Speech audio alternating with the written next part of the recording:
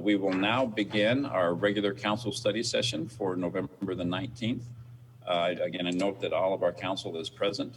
Item 1 on the agenda is to hear a presentation and provide direction on fiscal year 2021 general governmental fund update and budget modifications.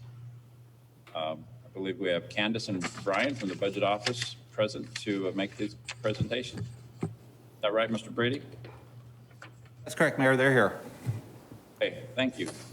Welcome. Good morning, Mayor and Council.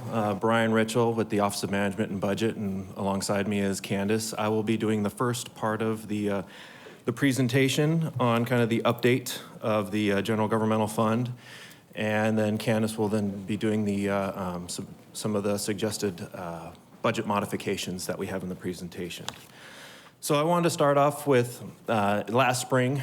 In the spring, we came to you with the uncertainty of how the pandemic was going to affect the sales tax. And this chart kind of shows where, just kind of review last year's and then where we're at this year.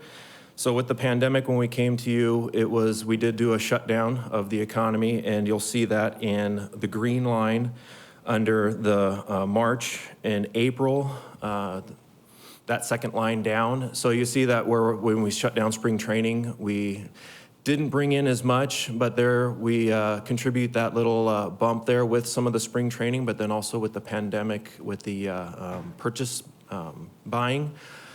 And so with the shutdown in April, we dropped significantly in our revenues, but then once the stimulus came through with the unemployment and also the stimulus checks to there, we saw an uptick in our revenues, as you notice, with the green line going up in May, June, and July. And that is contributed to the stimulus package from the federal government, but also with online purchasing. And so we are seeing a significant increase in online purchases, but then also with people staying local and purchasing local. And if you notice, the trend kind of continues over on the left with the July on the left and then August going higher than July. That increase, we're still seeing that shopping local and online, that behavioral change from going out to brick and mortar or also going to other communities, other municipalities to purchase their goods. They're staying within Mesa. And that helps having a population of over 500,000 to be able to contribute to that. And I have seen and heard that some of the municipalities that were reliant on tourism and entertainment have seen a dip in their revenues while our revenues have gone up. So that does contribute to our citizens and the residents shopping local. So I'm sorry, Brian, I don't, if you don't mind, I just want to ask a follow-up question on what you just said. Tradition for the last year or few years, Mesa has ranked last in per capita sales tax collection. Did you just tell me that? As a result of COVID, do we see something changing in that regard? Are Mesa residents shopping locally more than they were a year ago? We are seeing that our online purchases are increasing significantly compared to before, but that also, we believe, is a change in the state law of online purchases that went into effect due to the Wayfair case. So it's a little too early to tell if it's a behavioral change in that our per capita per spending will increase. So once we get a little bit more in the trending, we'll be able to see how that goes. Okay, thank you. And let me just jump in real quick. Just remind the council, the months that we're tracking that were higher than usual really in the context of relative to other months, it's some of our lowest months. So until we get past December and March, that's when we'll really have a sense of what the trends look like. But the good news is it's much better for those summer months than we've experienced before. But really those months are fairly modest compared to what we are typically expecting from sales tax over the next, between December and March. Thanks.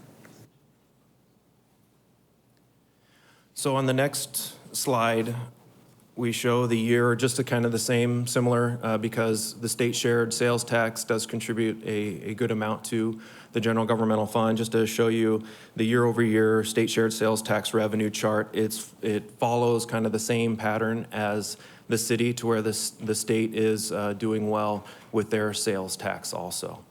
So with that, in the spring, we weren't sure how it was going to go or how the economy was going to go, but we are seeing a strong revenue come into the city due to the strong retail sales tax coming into the city. And with that, Candace will then now start, we'll talk about some of the suggested budget modifications.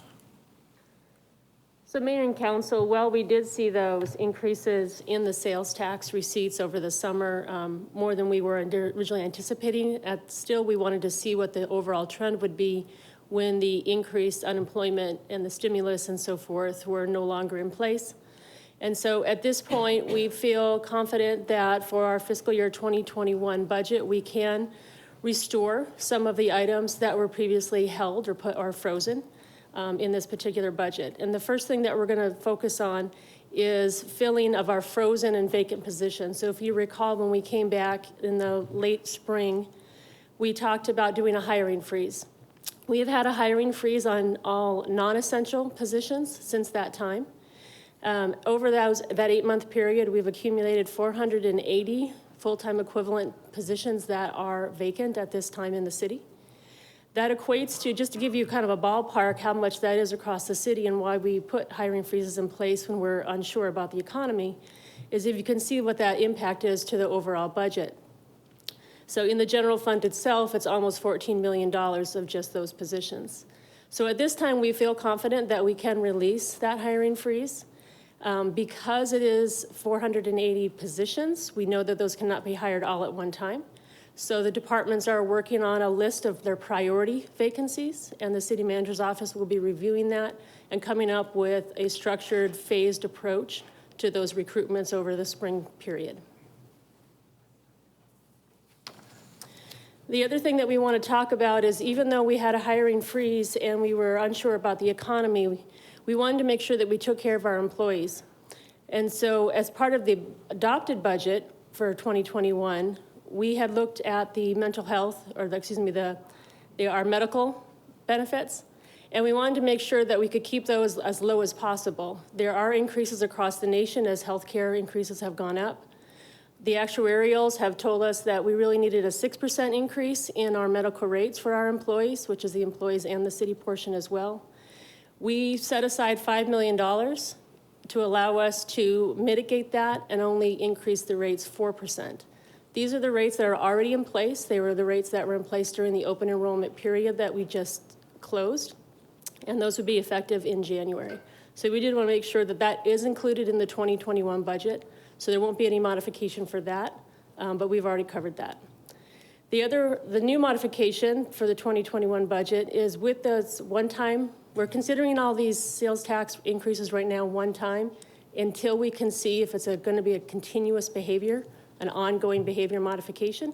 So at this time, we are increasing the PSPRS contribution for our unfunded liability by setting aside $30 million to contribute over the next 4 years in order to reduce that unfunded liability into the future. We do plan on coming back to council in February of 2021 with more information on how we're going to go about doing that and what that means in the long term to that unfunded liability number. And Mayor and Council, just want to jump in here on this one. As many of you know, and we'll be giving a report in City Manager's Update today, we've just been out in the market selling our bonds. And before that, we had to have a rating from the major rating agencies on Wall Street. And every one of them mentioned their concern about the city's public pension liability, which today stands at over $672 million. It actually increased by $72 million in 1 year. And so the message, obviously, from Wall Street, and as we've looked at this, is the city needs to be more aggressive in addressing this $672 million liability. And so what we're planning on doing is, as Ken just mentioned, is allocating $30 million, an additional $30 million over the next 4 years. This will help us, one, to show the financial world that we're taking this seriously, that we intend to allocate the resources needed to meet that debt obligation. But also, by doing this, it helps us to speed up, or not, to increase our allocation to this fund, which over time will save us, obviously, the cost, the interest cost for this liability. And in the end of the day, it begins to save the funding. We start seeing some additional savings, or not additional savings. Based on our current projections, it will be able to save us in our projections within about 5 years. And so we think this is, we're in a position to do this. It is obviously a point of concern that continues to be addressed by the financial rating agencies. And so hopefully by demonstrating this commitment, it will help to alleviate their concerns about the city's commitment to addressing that $672 million liability. Mayor, Chris, can I ask a question, Mayor? Yes, of course, Mr. Freeman. Chris, does that mean you're adding, I was just trying to do the math last night, but $7.5 million to our existing payment over the next 4 years? Is that kind of what you're doing? Yeah, Mayor and Vice Mayor Freeman, we're going to be looking at that. It's going to actually be a phased approach, because right now our current payment is about $60 million is what's budgeted in the 2021 for PSPRS contribution. And it's not necessarily the same amount each year. And so what is the best way of applying that $30 million? We're actually running those numbers now. And that's why we'd like to bring that back to you in February to show you our actual phased-in approach of using that $30 million to the best benefit. Our current calculations would suggest if we can get to a level between $72 and $74 million, and we're trying to get, these are current calculations, that amount could possibly allow us to commit to that stabilized amount for the next 20 years, versus today we're on a very steep incline as far as what that number looks like. So we're hoping to get that number up to, again, this is our in-house calculation. We're trying to get it verified by the pension system, but we believe if we can get up as quickly as possible to the $74 million annual contribution and hold that for 20 years, that will help us meet our obligations in the future on this $672 million liability. Okay, thank you. You brought up the one point. I think we just recently sold some bonds, not to go on a tangent, but the interest rate for those were relatively low. And so I think the opportunity to get low interest bonds for our projects are out there. So yeah, thank you for doing all you're doing.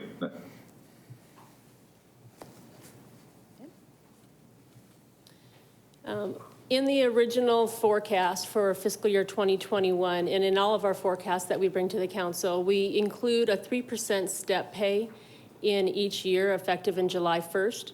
When the pandemic hit last spring, we eliminated that from the 2021 adopted budget.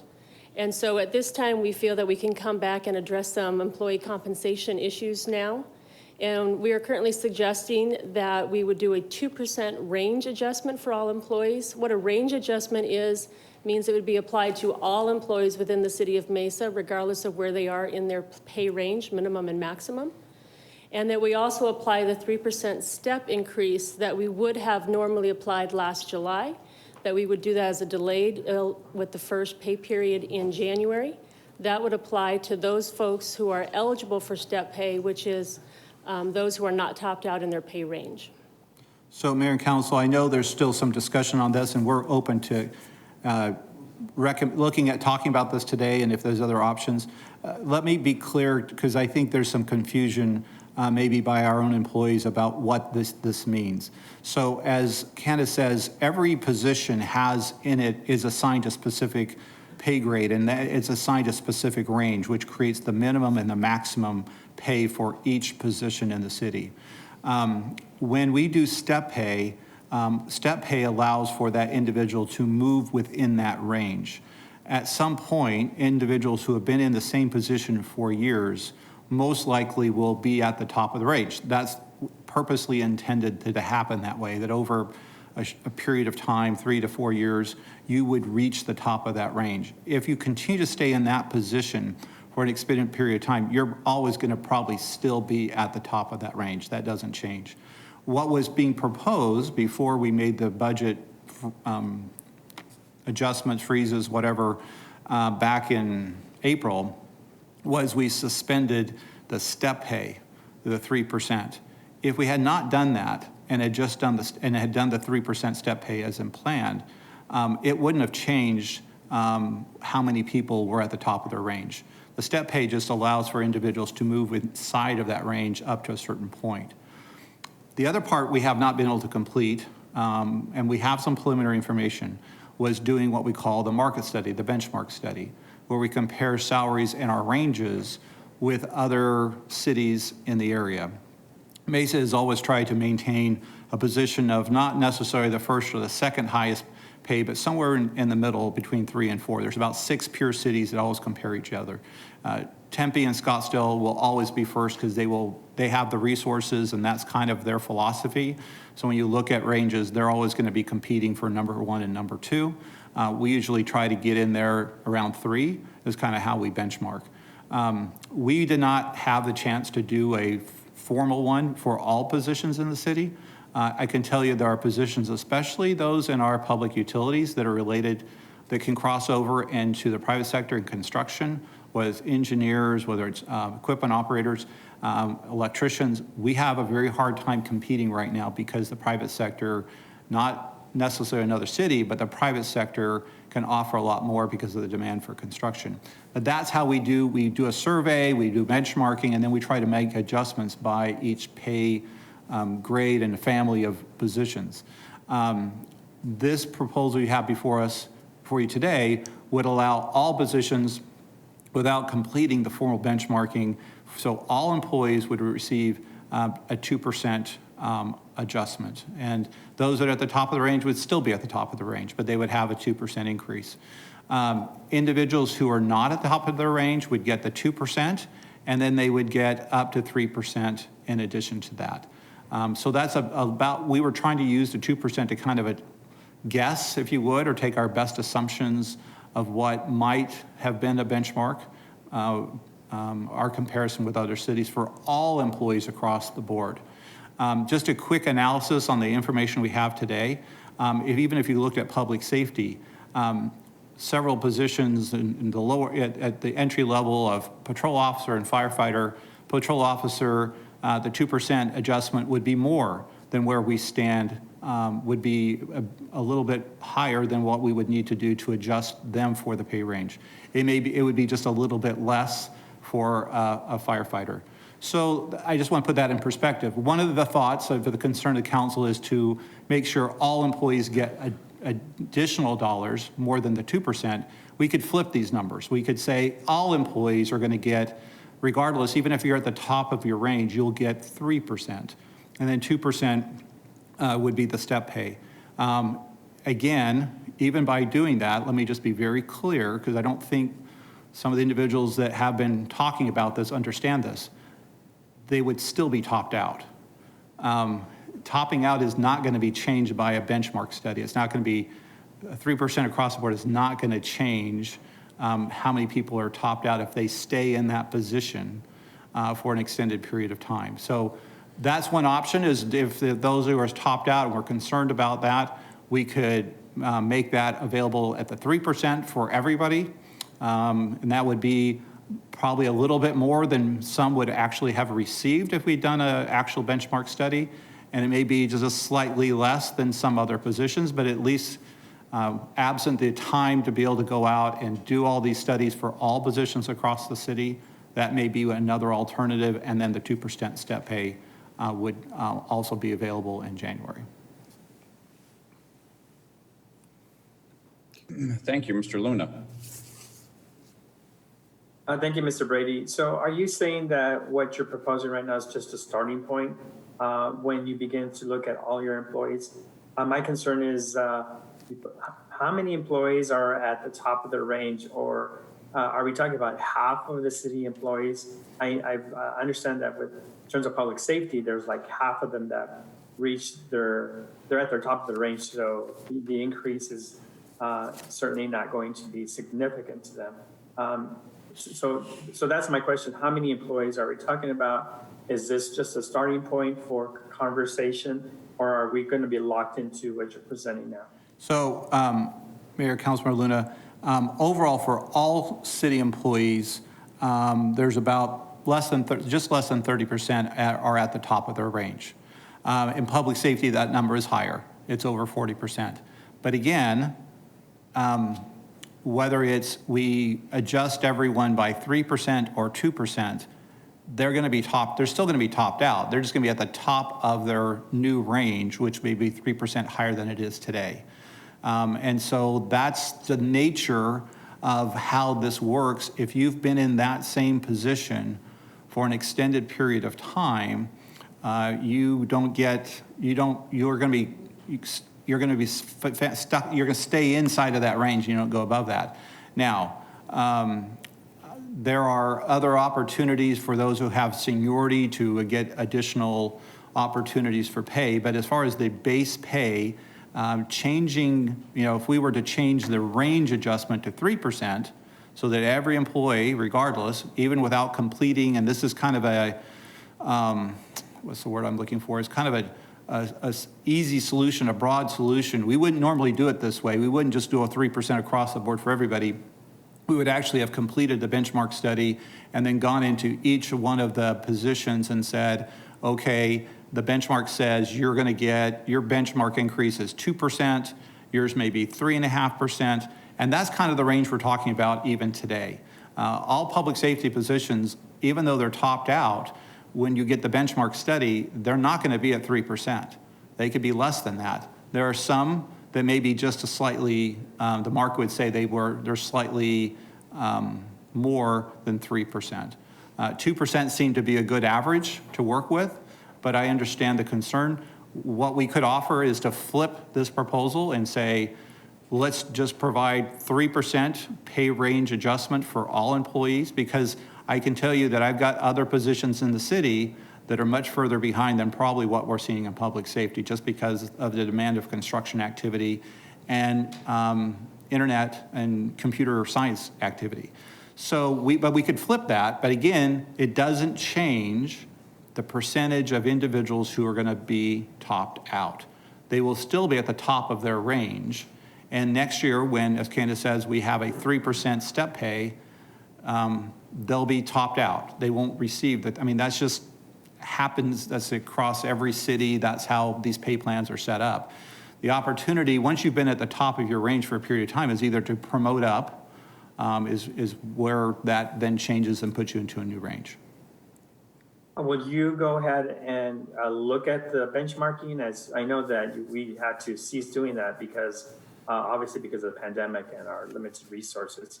Obviously, we're doing well as a city, and I thank you for your leadership and Candace and all her staff and as we move forward. But are you going to look at compare public safety as well as all our employees with other cities in terms of any?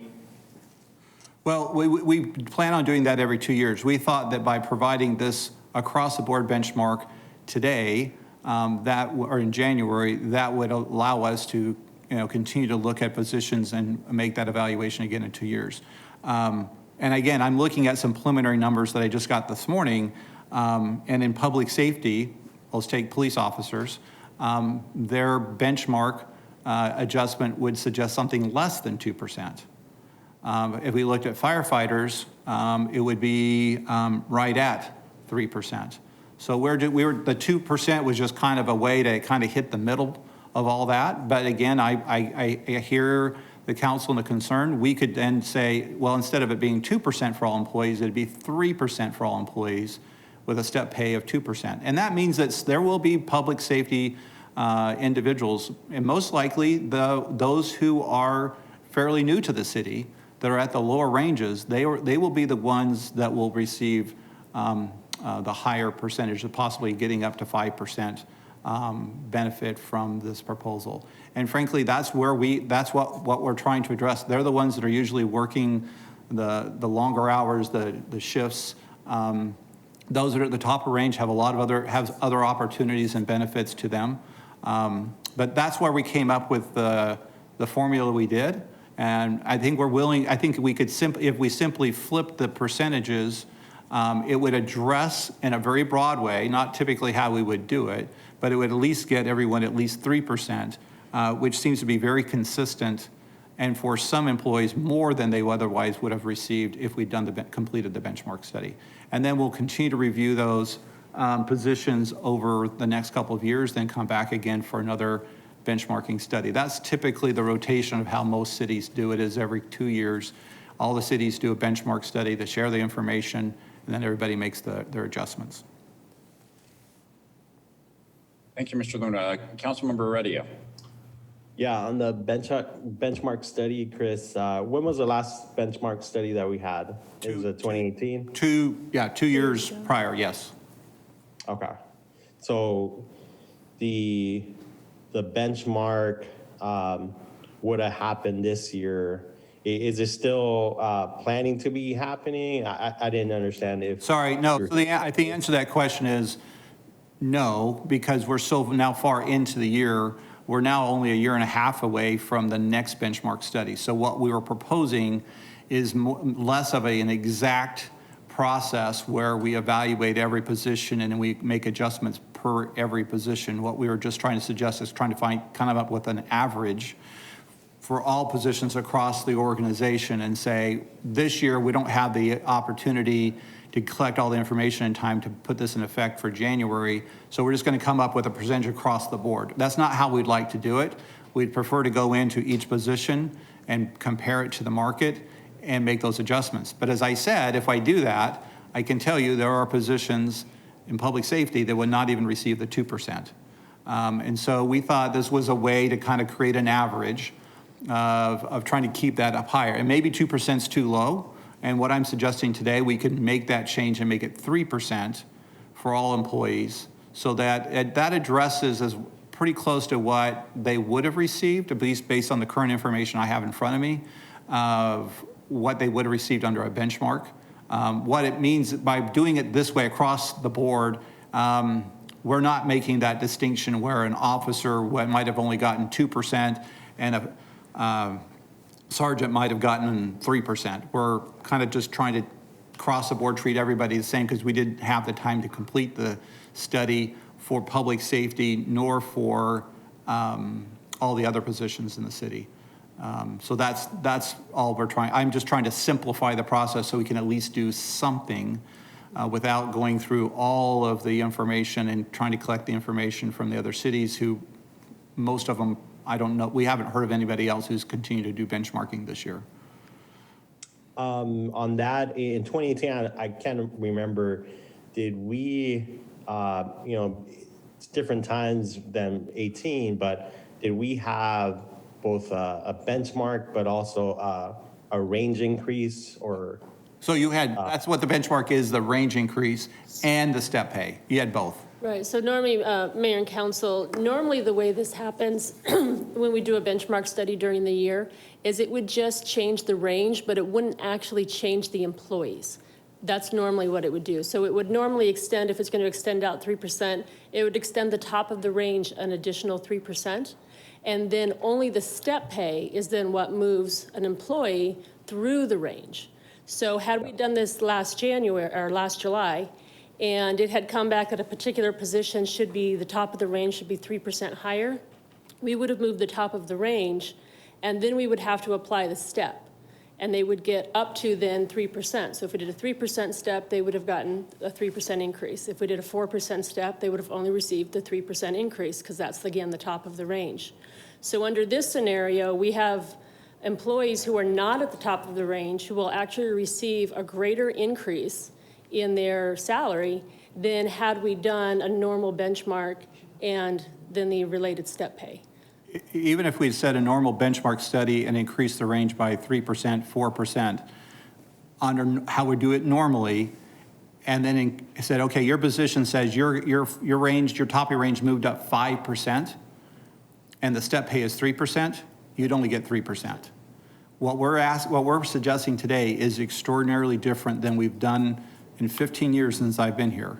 And I think that's kind of being missed by some of the employees, is that what we're suggesting is part of this benchmark study is everybody will move up with their range. Now, yes, that still means they're topped out, but instead of not getting anything or only being subject to the limits of the step pay, we're giving them for sure the benefit of the range adjustment and then the opportunity. Well, they wouldn't receive the step pay because they're going to be at the top of their range. Again, we've only in the past have just adjusted the range, not the employees didn't move up with the range. We just said, okay, the good news is the top of the range is higher than where you are today, and then you will now be able to get step pay. There are employees who go years without receiving step pay because they're at the top of the range, and that's just the way the market dictates that, at some point after you've been in the same position for a long time, you're only going to get paid as much as that top of that range suggests. But but employees do receive some sort of, is it a merit raise or? No. If they're at the top of the range, and many of these that are probably at least 40% in public safety probably haven't received any increase from a step pay probably for more than 2 years. But that's just because they've been in that position for such a long time, they've reached the top of their range. And then without a benchmark being adjustment, they will always be at the top of their range. And probably what happens is when there's a benchmark and they get another 2, 3, 4% increase in their range, they stay where they're at, but then the step pay goes up. And remember last year, we went above the 3% in step pay. We provided a 4%. Which just accelerated the number of people who reached the top of their range. So the top of the range is only an indicator that most likely you have several tenured employees who are staying in that same position for a period of time, and they're at the top of the range, and they will always be until they promote up. There was a slide on we're opening up these positions. So would it make sense to do the benchmark and apply it to those opening positions that we're going into the market with? Is there any issue or any concern that we are not in the positions of that will be opening up based on Candace's slides? That we won't be competitive enough on pay? So, Mayor and Councilmember Heredia, that's exactly what the benchmark does. So when we say that we're going to adjust the range, we're actually adjusting the range for the positions. And then the unusual thing we're doing right now is actually moving the existing employees. But that is exactly why one of the reasons why we do the market salary studies is for recruitment and retention. And so anything that we go out in January in the future, any open positions will have the new ranges as part of the advertisement. It does help us with recruitment, Councilman Heredia, you're correct, because it doesn't just move the top of the range, it moves the minimum of the range. So it does make us more competitive when we're hiring and what we can offer employees to start off in a position. So yeah, that is a benefit for even recruitment too. And then another question, Candace, you mentioned, it was, there was a budget amount at the starting of the year for these raises at a different percentage, and then we froze that. Do we know, based on this starting in January, what's the amounts that we're looking at as a difference? I don't want to say like it's a savings, but what's the difference between starting from July to now starting in January? So Mayor and Councilmember Heredia, so in the adopted budget for 2021, we did not include any type of a step pay in the compensation in the departments. At the same time, though, we did the hiring freeze, and we didn't actually remove the compensation for any vacant positions. There was a few positions that were officially put on the list of possible reductions in case the economy did go down the way we had thought it might. And so there was a very short list of positions where we did remove 6 months of salary from the departments for those positions, but we have not removed any salary or compensation budget for any of the ones that we just held vacant. And so those are already in the budget, and so we don't anticipate between the increase in compensation in January and the 6 months that these positions or more have been vacant will basically net out.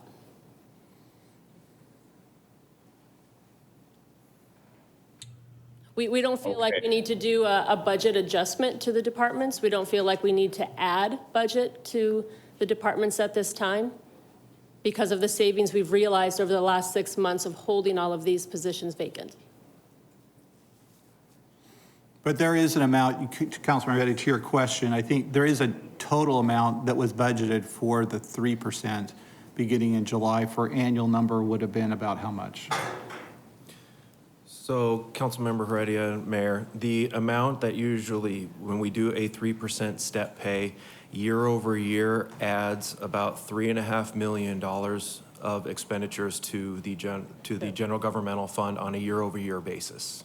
So in Mayor and Council, we calculate that knowing how many people are topped out too. So it doesn't include every employee. It only includes those employees that are eligible to receive the step pay. What we're suggesting is different now. We're suggesting something that we haven't done in a couple of decades, which is that we're going to make that benchmark apply to everyone. So this is more than we've done in the last 15 years. Whereas when we make this benchmark study this time, we're going to say every employee will receive an increase. Put aside the step pay, every employee will receive it, even those that are topped out. So that's new, and it does allow us not necessarily to reduce the number of people that are topped out, but at least the people that are topped out will receive some additional compensation that they otherwise would not have been eligible for, unless the range increased and then they also applied their step pay to it. Right. Thank you. Additional questions on this point, Mr. Freeman? Yeah, thank you, Mayor. Mayor and Chris, I'd like to support a relook at all this percentages and benchmarking. I know we rolled over our budget from 1920 into 2021. Financially, we look like we're in pretty good shape. We hope that it continues through Christmas and obviously spring training. We get to see the results of that.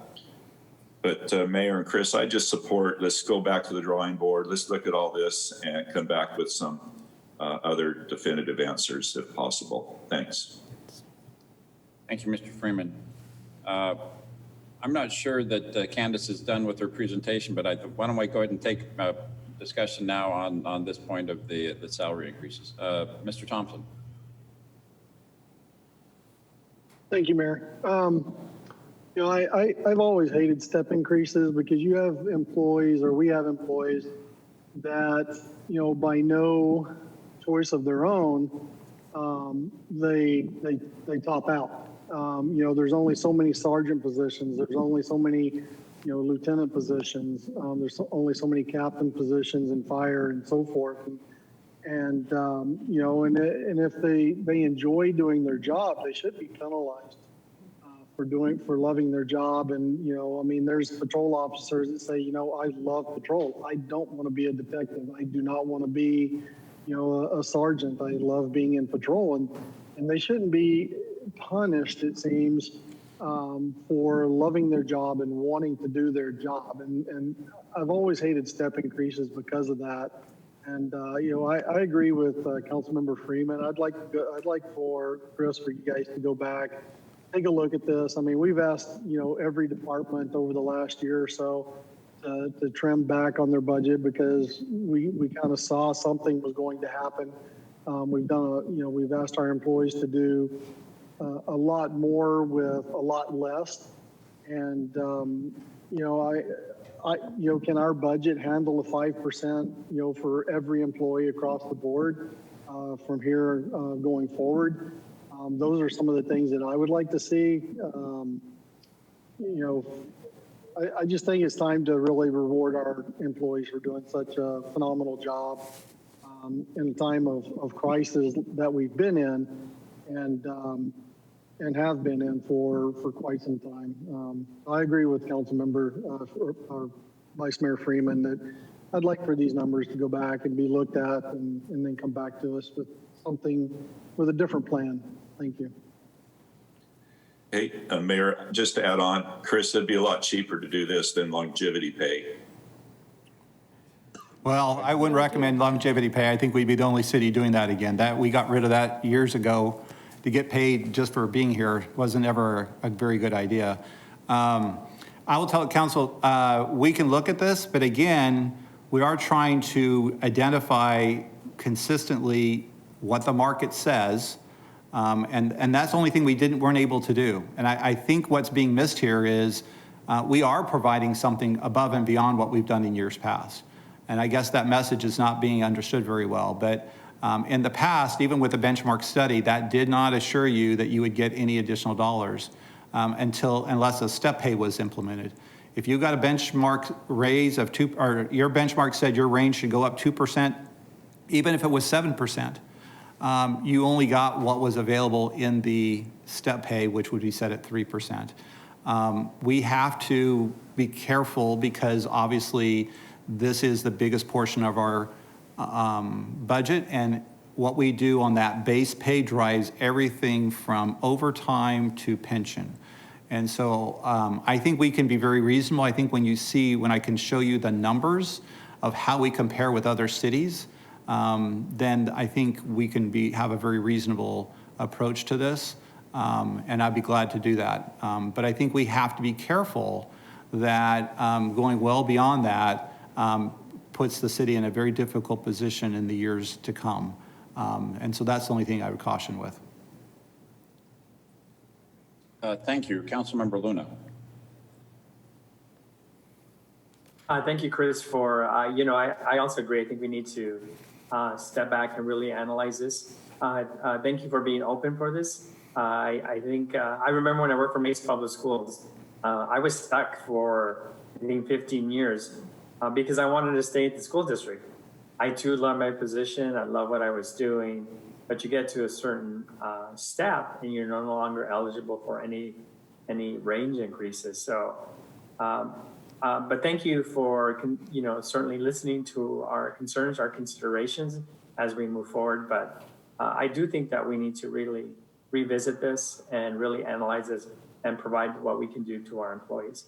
And I also agree that many of our employees have worked through a pandemic and they've increased, they've really shown that they're good employees, and I like to certainly reward those employees that have done a stellar job during this crisis. So thank you, Chris. I know that this is a tough job, and I know you and Candace work really hard trying to come up with what's equitable to all our employees, but we really do need to analyze this a little bit further. Thank you so much. Thank you. Yes, Councilmember Duff. Regarding city employees, I know our arts institutions did the biggest cutback as far as employees because of the closures due to the pandemic. So I know we're restoring positions, but are we in a position to restore those in the arts? So, where are we? What do we expect? Mayor, Councilman Duff, when we say we're not restoring all positions, only those that we have a need for, and we've gone through that list. And you're right, there are some positions that will still remain unfilled until those services are available again in the future. We will hold those positions. We won't fund them. We won't fill them, but they'll be available at some point, hopefully in the near future. But to your point, we're not hiring back positions that the services are not currently available for. So yeah, that's a great question. I don't want to represent that every single position that was frozen or eliminated is coming back. There are still quite a few that we'll continue to hold on to until the time comes that those services can be provided. So then are we earmarking some funds and to be in a position of bringing back those jobs, or we're just not going to put it into the equation because it's unknown when we can be in a full service position? We'll identify them in future, out into the future in our forecast as being filled, with the assumption at some point they will be filled. So, and they're not a tremendous amount of them that it was going to have a significant impact. It does have some. But the good news is, whether it's the arts or whether it's parks or whether it's library, many of the positions that have been frozen or laid off, some of those are able to come back, maybe not necessarily in the same capacity, doing other things. But to your point, we're going to try to hold on to those positions. We may not necessarily defund them dramatically, but just kind of hold on to them until we looking at into the next 6 months as a possibility. I know in the arts we've talked about fall of next year possibly that some of those positions would have to come back. But again, we would try to hire them during the summer so they would be available. So we're still holding on to many of those positions in the funding for those, that we wouldn't have to come back and ask for additional funding for those positions. Great. I just wanted to make one more comment. It's a little bit off topic of employees, but in following analysis about the economy, that they say we're in a goods economy right now. People have switched their services dollars into goods and buying stuff. And because we're not spending it on services, we're not traveling, we're not going to the gym or the salon or the restaurants or any of those things. And so those who have been able to retain steady employment have kind of switched their spending. So through December, maybe we're going to continue to have some steady or increased sales tax.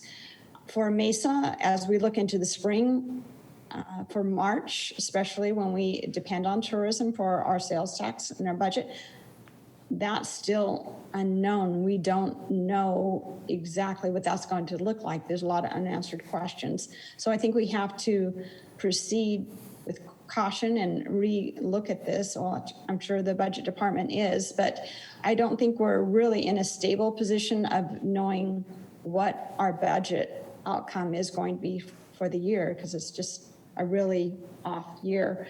And to the point of being in a service economy, I just wanted to comment that disproportionately low-income women of color have been affected more than anybody else because they are primarily in service positions and they have not been able to restore their jobs. And especially with children, the homeschooling, they're impacted by trying to provide for children at home as well. So I just wanted to put out a sensitivity to doing what we can in order to, help those people, especially women of color or low-income women that are worked in service jobs and dealing with childcare at the same time. Thank you. Thank you, Councilmember Duff. I'm going to echo, I think, a lot of what has already been said. I think it clearly the best, we have a commitment to our employees to provide competitive wages. And I think that's the message we want to make sure resonates here. And the best way to do that is with data. And the best way to do that is the benchmarking and the market studies that we've talked about. And it's unfortunate that our plan for doing that was interrupted this year because of COVID. I'm not sure to what extent we were able to gather some of that data that could inform, a decision about this year. But I don't think we ought to use COVID as an excuse to not do as much benchmarking as we can as soon as we can. So if we're not going to rely on benchmarking this year, I think we need to for sure do it next year. But in the meantime, I encourage you to use what benchmarking information you have and to make continue to wrestle with this issue. The other comment I would make for the employees, though, is that I think the proposal that Mr. Brady has made does include some significant increases in pre-tax dollars in terms of the subsidy for the health insurance premium and the PSPRS contributions. So I hope that that's being acknowledged and understood, that and if we wanted to shift money away from those pre-tax dollar compensations to employees and move it over to post-tax, to salary increases, that might not be the net increase that employees are looking for. So I know it's a complicated equation, but Ms. Brady, encourage you to continue to work with it and look forward to seeing the outcome. So Mayor, let's just finish. I think we have one more slide, if we could. Thank you. And then just to wrap it up with other budget modifications that we're looking at to the 2021 budget, we have the Off the Streets program that was funded by the Mesa Cares dollars through the end of December of 20. And we will be continuing that program as with council direction through the calendar year of 2021. And so we'll be including that going forward. So we'll be making some adjustments to this year and then also including it into the 21-22 budget process. So Mayor and Council, just clarify, thank you, Candace, but I just want to be clear.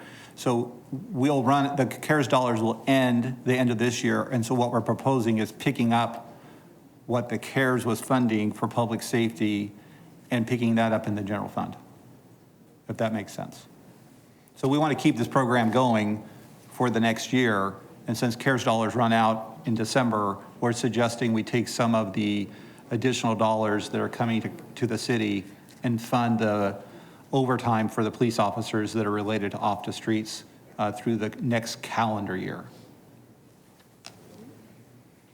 Also, at a previous study session, we talked about the CARES money that was coming, the federal CARES money that was coming into the transit program to offset some of those costs.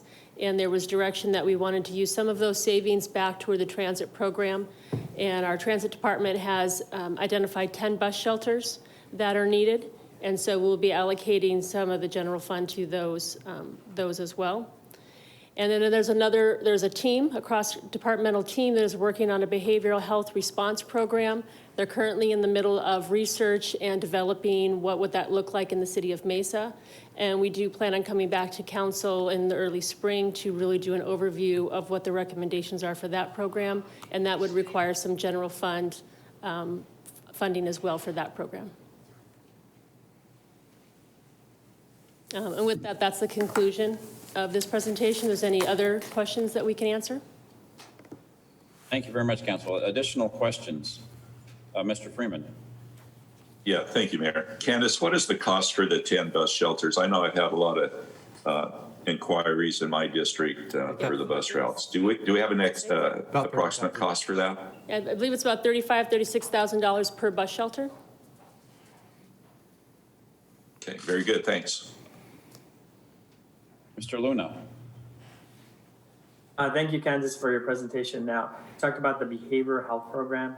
Is that something that is internal within the city of Mesa? Maybe describe that just a little bit, if you would. So, Mayor, Councilman Luna, we're studying it. We're looking at what other cities have done, and more cities have looked at two ways: either contracting it out with a nonprofit, a behavioral health group to provide the staffing to do that, or they have actually hired civilians to take on the role of being able to respond to these calls. So we're looking at a variety of issues. I know Phoenix looked at it. They made the decision not to put EMTs on their units to response. They're doing more civilians and clinicians. And so I think all the cities are kind of looking at different ways of doing it. So we're just trying to study and look, but we want to get these out on the street as quickly as possible. So I suspect we'll call it a pilot program, and then we'll probably adjust as we learn more about it and the types of calls that we'll be responding to. But ideally, the thought is to get trained professionals in behavioral health to be the ones on responding to these calls and being able to implement their expertise in dealing with individuals who have behavioral health challenges. Thank you, Mr. Brady. This is something that I wanted, and I've indicated to you before, that I know many communities throughout the United States are having these kind of individuals that have expertise dealing with mental health issues work along with our public safety personnel. So thank you for exploring it. I look forward to hearing the presentation when we get it off the ground, if we're able to. Thank you.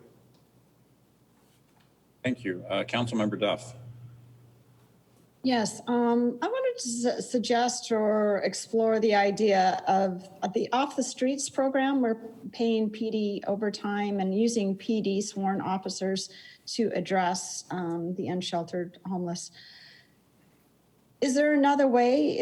Does it need to be a sworn officer? Can it be someone who is trained and working with homeless and more familiar with all the partners and services and a more friendly approach? Sometimes I think it's intimidating when approached for just being homeless by PD. Yeah. Is it the best use of our resources? Well, Councilmember Duff, Mayor Councilmember Duff, it's a great question. Today, it's just what we have available. But going back to the previous question about the behavioral health response unit, we're thinking that maybe that group could also, when they're not responding to dispatch, that they could also be a group that's also approaching the homeless, the unsheltered, and providing, because many of them are challenged with mental health issues, but also they could serve as almost navigators out into the parks or behind businesses and approach them. So this is what we have today. So we're going to continue. The program seems to be working with PD, but we agree it's not always the best approach to have a sworn officer approaching individuals. But maybe by standing up this behavioral health response unit, that part of the thinking is that would be a good group to be maybe lead that in the near future. But we want to keep the current program running after January 1st. But as we stand up this other program, that is one of the dimensions, aspects that we would like to see them play a significant role in, instead of having to have officers making that first contact. So I hope, if you'll give us, I think as we set up this model, that would be maybe the alternative approach to a sworn officer doing the enforcement. Great, thank you. That's perfect. Thank you, Council. Other comments on this? Yes, Mr. Freeman. Thank you, Mayor. Off the Streets program, Chris or Candace, what does that cost per year? How much is our budget taking up on this? For the just the public safety side? Yeah. What was that number again? We've got it. So Mayor, Vice Mayor, it is right now, it would average about $3.1 million for the year. And we're going to cover that out of the police budget or the general fund? Well, again, it kind of goes back to, as we've talked about, it's the general fund. It will be allocated, we'll pay for it, it'll show up eventually in the police department fund. So we are allocating significant additional overtime dollars into the police department, which is also something that they very much enjoy. So, but it'll provide that service. But it's not cheap, but it's an opportunity for us to find, keep the approach going and keep the enforcement going right now. So, Mayor and Councilmember, Vice Mayor Freeman, when we talk about the budget and the police department budget versus general fund, it really is kind of one and the same.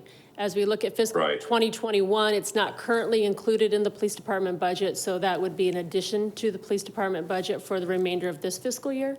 And then we would include it as part of the 21-22 budget process in the spring as we go in for a 6-month allocation, unless there's another direction that we have deemed we're going to go into at that point. And Councilmember, Vice Mayor Freeman also Natalie just indicated to us that while the current calculation would, at the current level of service would be 3.1, working with the police department, we are looking at probably bringing that number down quite a bit over the next year. But again, we just want to be, one, they're 24 hours, they're there at the hotels and they're helping us in the parks. But again, we're hoping as we bring these other civilian groups in and these professionals in behavioral health, maybe that'll help mitigate against the additional overtime costs in PD. Right. Thank you. Thank you. I'll just give my support to Mr. Brady for what was just said. I think it's obvious to all of us, and I know that Mr. Brady feels strongly about this, that we need to change the paradigm for providing behavioral health and mental health services and dealing with the homeless in our community. So I applaud the efforts to do this. Obviously, our council supports that effort. And I think there's two great reasons to do it. Number one, it's a better way to provide services. We'll get better outcomes. Right now, obviously, we need to do better. And number two, I think I'll be surprised if ultimately there's not significant cost savings attached to this. Again, Mr. Brady, I applaud your efforts in doing this. I don't think we can, I would like to see our city be a national leader in this effort. I know there's a lot of work around the country going into making these changes in the way we provide services, but and I know you're committed to this, and obviously our council is too. I think we need to be among first adopters nationally to do to make these type of changes. So thank you. Mr. Rudy, anything else on the budget presentation? No, thank you, Mayor. And what I kind of understood from the conversation, we'll return with the employee compensation, but if unless otherwise stated, we'll move forward with the other adjustments that we've talked about today. Is that a fair assessment? Okay. That's I'm seeing heads nod, and that's the consensus. I think you've accurately described the consensus. Thank you. Thank you. All right, Council, the next item on our agenda for this meeting, item 2, is the current event summary and reports on meetings and conferences attended. Who would like to go first? Mr. Luna. Thank you, Mayor. I just want to let you know that we had Turkey Tuesday, and there was 1,800 turkeys donated and over $11,000 in cash donated. I got up really early, got a turkey, and took it over to Turkey Tuesday over at the Convention Center. But I do want to thank Beth Huning and her staff from the engineering department. They always do a stellar job in working that. So thank you, Beth Huning, your engineering staff, for all your hard work. I continue to work with the National League of Cities, a lot of committee meetings, and a lot of great things happening through the National League of Cities. But I will have to say that I can't remember. I think it was Jen Smith announced about yesterday during Carrie's retirement farewell, talked about the Mesa Cares program and Mr. Brady's idea about Mesa Cares program and Carrie's implementation. But we are a national model. We did, Mr. Brady and his team did a great job through the Mesa Cares program. So the National League of Cities took note of that, has invited Mr. Brady as well as myself to talk about the Mesa program. So we'll have a national program platform to talk about the great things that we did here in the city of Mesa. So thank you, Mr. Brady, and your leadership as well as your team. And we look forward to the workshop this afternoon to really tout what a great job that the city of Mesa did. So thank you, Mayor. Thank you, Mr. Luna. I couldn't agree with you more. I think we're all very proud of the way our organizations responded to the CARES Act funding. Mr. Thompson. Thank you, Mayor. Councilmember Luna and I, and I'm sure my colleagues are still continuing to go through NLC this week. Normally, this is our travel to, I think we're supposed to be in Tampa this year for National League of Cities and for all the committees and hearings and so forth. And so we're doing it all by Zoom and by other means, but so we've got a pretty busy week. Also, Mayor, you and I were fortunate enough to join the Sodi family yesterday at Skyline Park to celebrate the life of Baber Sodi, who was really one of the first victims of hate crime following the 9/11 attacks on our nation, and was a gas station owner here in Mesa and was shot by really somebody that was had a lot of hate in their heart, I guess, for lack of a better term. So it was a great turnout to be able and a great opportunity to celebrate his life and what he meant to the community and to the city. So thank you for that. And I believe that is it. Thank you.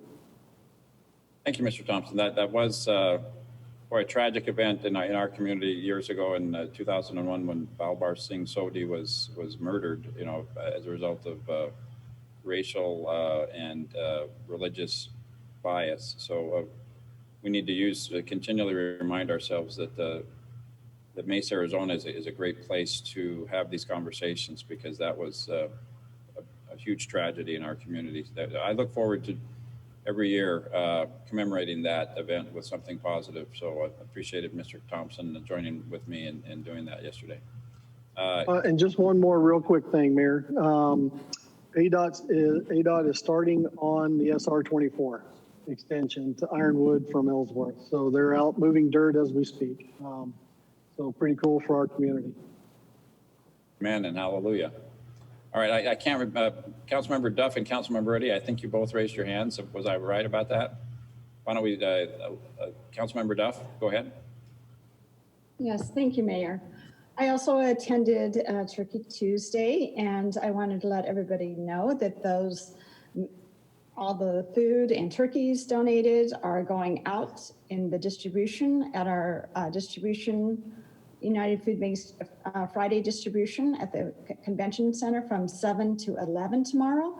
So those who want a Thanksgiving meal to have a happy Thanksgiving, please attend the food distribution tomorrow at the Mesa Convention Center from 7 to 11.